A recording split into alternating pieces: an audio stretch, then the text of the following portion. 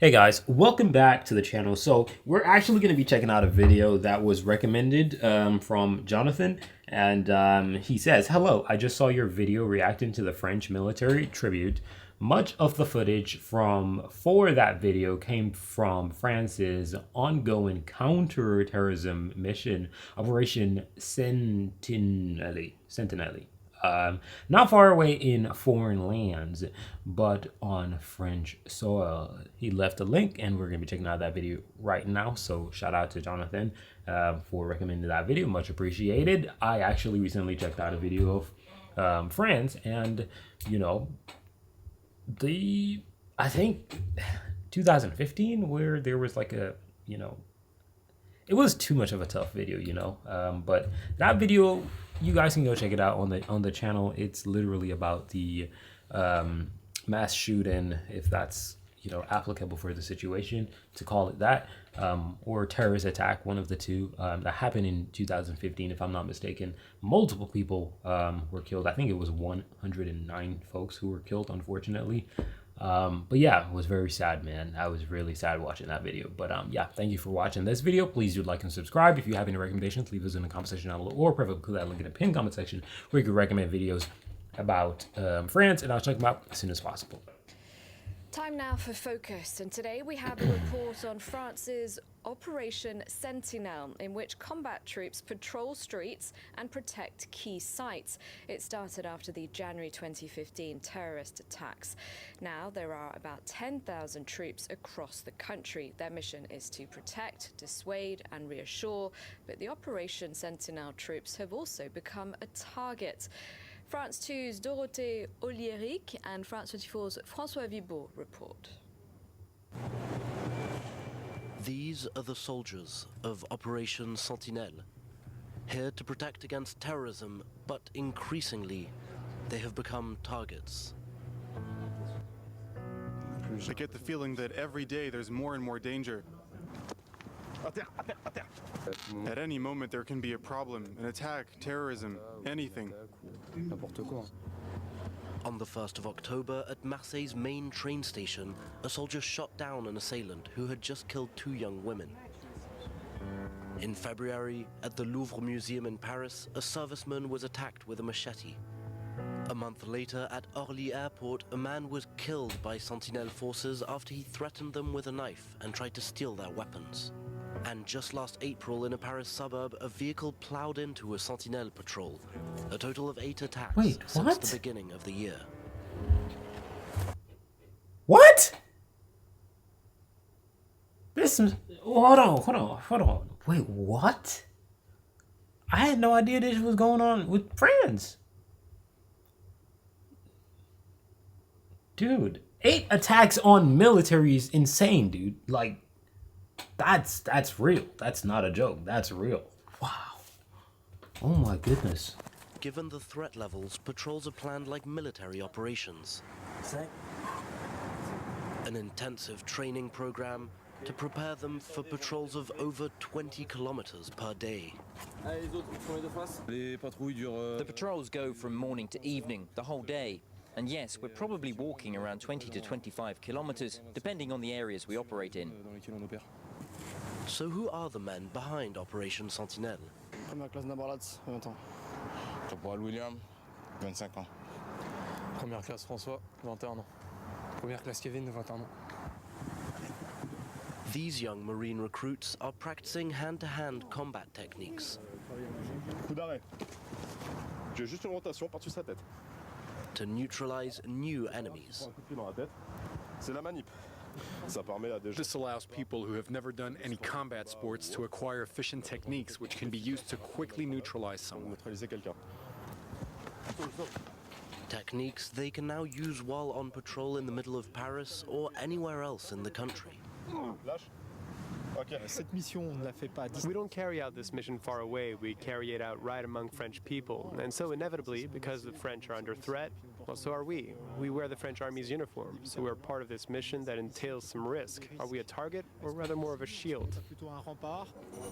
Protecting civilians like in Marseille, the attack is still on everyone's mind, especially for these young servicemen. Kill or be killed, they think about it every day. If someone else's life is in danger or one of my fellow soldiers, yes, I'll shoot, no question about it.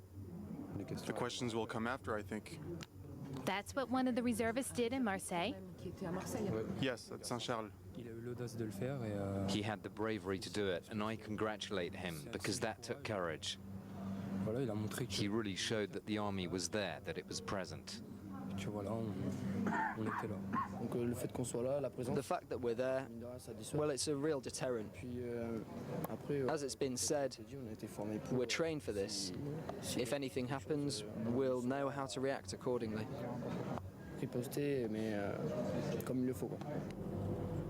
At Orly Airport, there is heavy military presence, and these soldiers are amongst the most experienced. So for us, departure at 1400 hours, 1-7 formation. They wear the Green Beret of the Foreign Legion, troops which are usually seen on the field of battle. Today our mission is Sentinelle, tomorrow it might be Mali. For us, only the mission matters, and we'll give it our very best.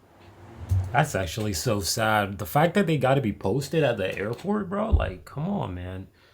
Damn, bro. I never knew this was how, you know, some country had to be dealing with certain situations, bro. Like, man, that's really sad, dude. Like, it makes me even more sad when I saw the other video with those suicide bombers and just like, I get it, man. I get it. I get it. You know what I'm saying? Like, golly, man. Whew. But not all passengers are reassured by their presence.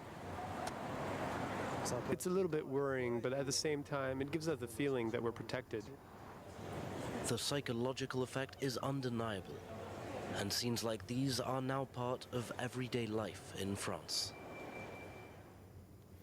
For more on this, I'm now joined by Alexandre Vautravers, a security expert at the University of Geneva's Global Studies Institute. Hello, thank you very much indeed for joining us.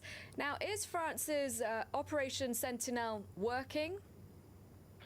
Definitely it is working because it has two major objectives. The first is to deter attacks, and definitely the very sheer military armed presence achieves this to a great extent.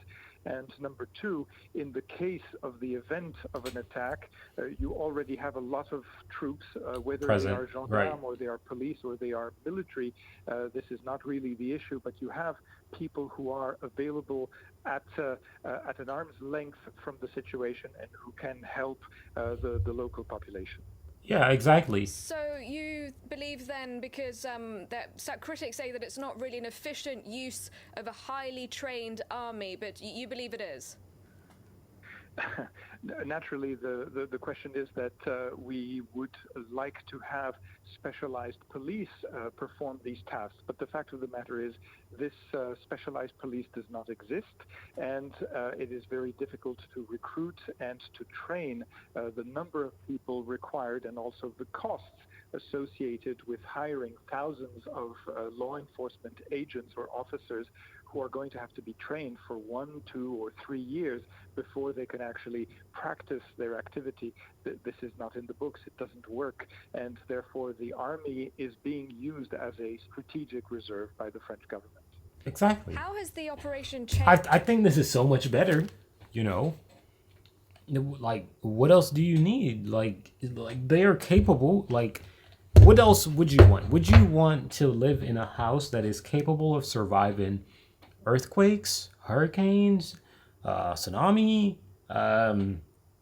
What else? What else do we have? A thunderstorm, excessive rain? What? Wouldn't you rather a house that is able to survive everything? But guess what? The house, you probably put it somewhere else and it's like OP, it's like overpowered. It's like so much that you really don't need it to be that capable, right? I think I'd rather an overpowered house rather than underestimate the people that are, you know, terrorizing my country. That's just what I'm saying, you know. Plus, like, if I'm being honest, if I see the military, I feel much more comfortable. If I see cops, I'm not gonna be that comfortable. It's just the truth. It's no disrespect to cops, but cops don't get the training that soldiers get. It's just the reality. Cops don't have the fearlessness compared to soldiers. It's just the truth. This is a whole different level. You know what I mean?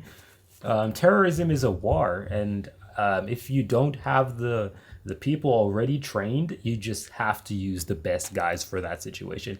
Obviously, in the meantime, they could, round up a few cops that are willing to be special forces.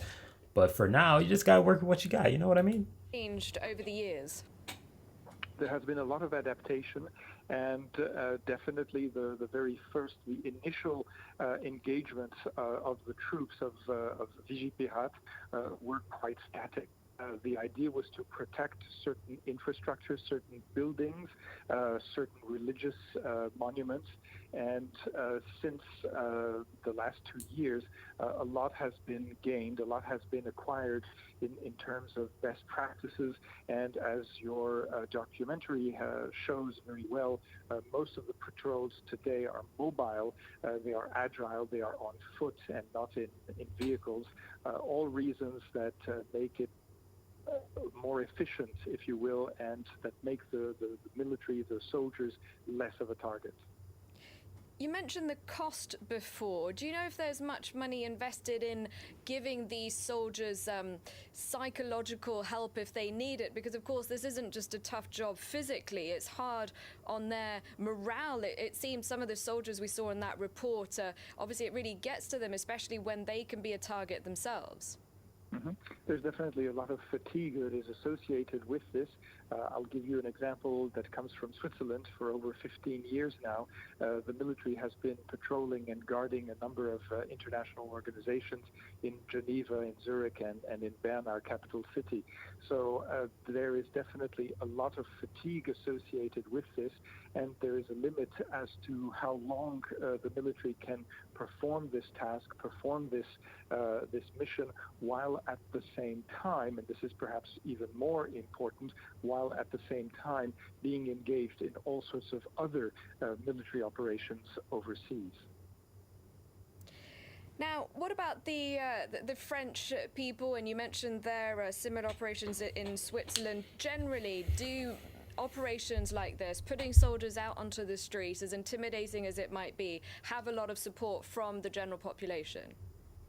It's generally the case, and let me just stress here, there's a big difference between the opinion of the population in Paris or in Marseille, perhaps a few hours or a few days or a few even weeks and months after an incident, after a terrorist attack has taken place.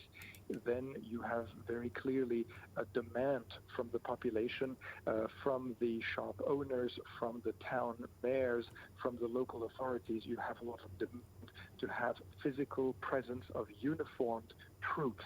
And of course, as things go by, after a couple of weeks, after a couple of months, then perhaps the same opinion of the passers-by changes and would like to go back to normalcy.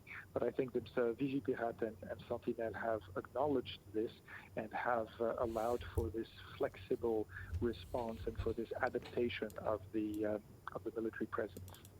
Okay, Alexandre Vautravers, thank you very much indeed for your time and your analysis. Let's go to a break. I'll be back at the top of the hour. Beautiful. Beautiful.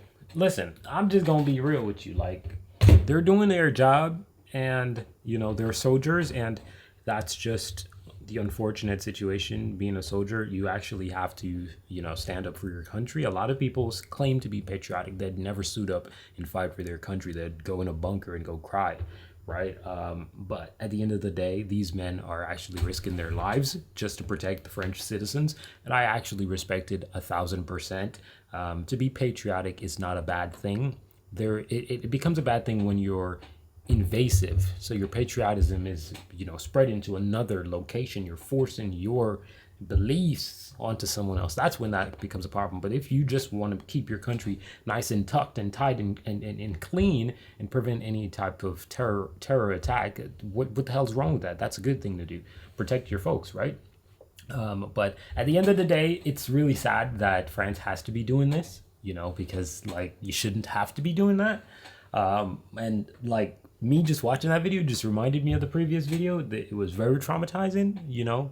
Though I enjoyed how it was explained, it was very traumatizing, you know, knowing that so many people lost their lives just because of, you know, revengeful people who thought that attacking the public, you know, was the answer. It was very shameful, and I was so disappointed with it. But, you know, that's how humans are. We're not the smartest, but we act as if we are, you know. It's kind of crazy.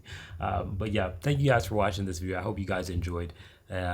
If you have any recommendations related to the matter, leave those in the comment section down below, or probably click that link in the pinned comment section where you could recommend videos using that Google form, and I'll check them out as soon as possible. Thank you for watching, guys. I'm out of here.